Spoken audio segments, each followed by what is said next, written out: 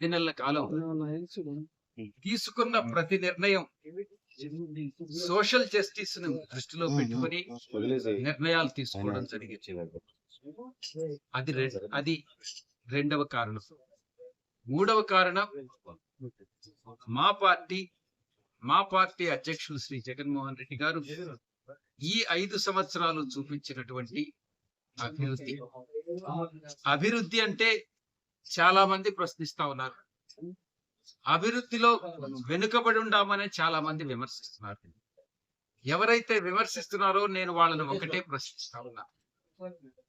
ఈ 5 సంవత్సరాల కాలాన్ని 2019-24 కాలాన్ని గత 2014-19తో మీరు ఒక్కసారి పోల్చి చూసుకుంటే తలసరి ఆదాయంలో కానీ, అంటే పర్ క్యాపిటా ఇన్కమ్, 2 రాష్ట్ర స్థూల ఉత్పత్తిలో కానీ, ఈ 2 సూచికలు అభివృద్ధి కన్నదానికి సూచికలు.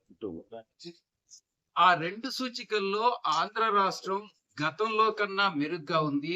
దేశంలోనే 2-3 స్థానాల్లో ఉంది.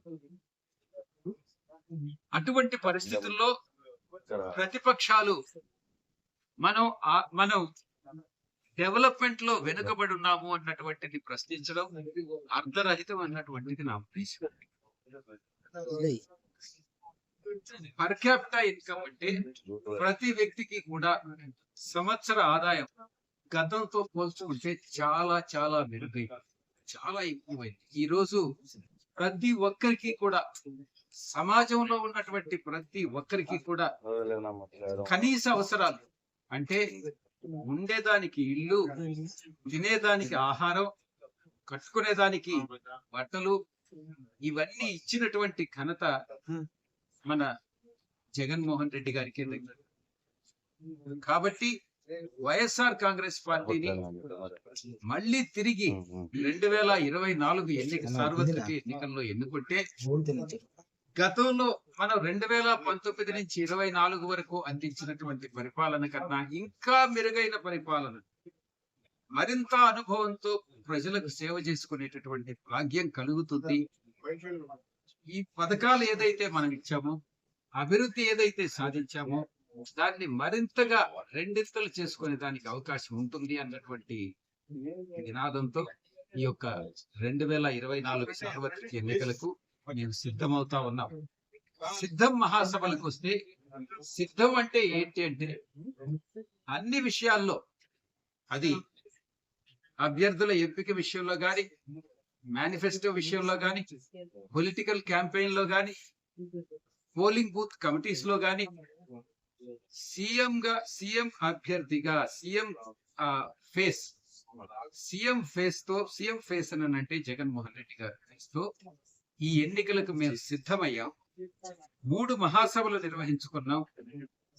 4వ మహాసభ మార్చి 10వ తారీఖున జరగబోతా ఉంది. ఒక మహాసభ కన్నా రెండవ మహాసభ కన్నా 3వ మహాసభ, ఈ రకంగా స్పందన అన్నటువంటిది, మేనిఫెస్టో స్పందన అన్నటువంటిది వస్తుంది.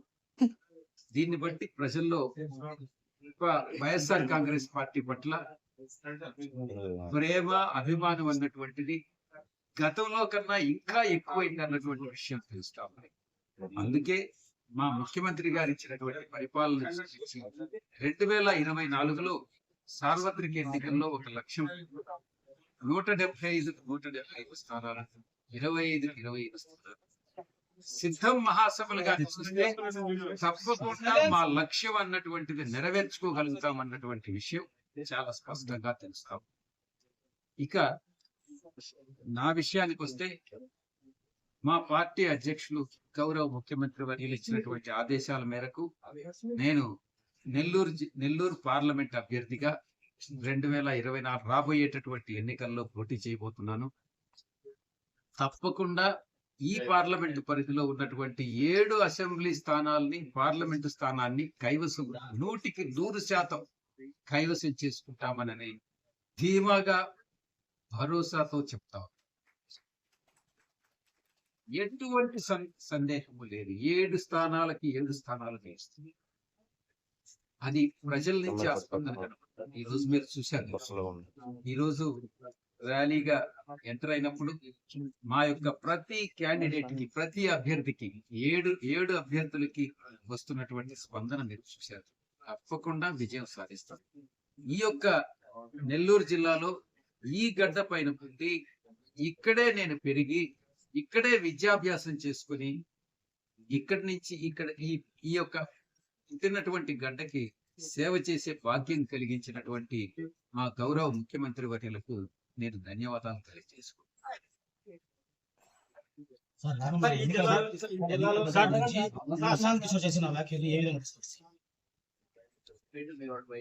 ప్రశాంత్ కిషోర్ గారి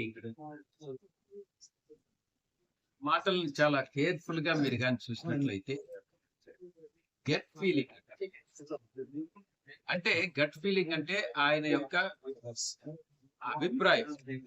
ఆ అభిప్రాయం ఏదైనా ఒక లాజికల్ డేటా, సైంటిఫిక్ డేటాని ఆధారపడి ఆయన కామెంట్ చేశారా, అబ్జర్వేషన్ ఇచ్చారా అంటే ఆయన అనుకుంటున్నారు. మీరొకటి అనుకోవచ్చు, మీరొకటి అనుకోవచ్చు. ఒక్కొక్కరికి ఒక్కొక్క అభిప్రాయం ఉండొచ్చు. అవి భిన్నాభిప్రాయాలు. ఆ భిన్నాభిప్రాయాలు మనం తీసుకునేటప్పుడు ఒక సైంటిఫిక్ డేటాతో గాని చెప్తే దాన్ని నమ్మొచ్చు. అందుకే ఆయన ఆబ్జర్వేషన్స్ లాజికల్ ఆబ్జర్వేషన్స్ కాదు, అది ఒక ఫీలింగ్, గట్ ఫీలింగ్ తో చెప్పాడు. దానికి ఆ గట్ ఫీలింగ్ కి ఒక అల్టీరియర్ మోటివ్ ఉంది, అంటే ఒక దురుద్దేశం ఉంది. ఆ దురుద్దేశంతో చెప్పినటువంటి ఆ అబ్జర్వేషన్స్ ని ప్రజలు నమ్మరు అన్నటువంటి విషయం.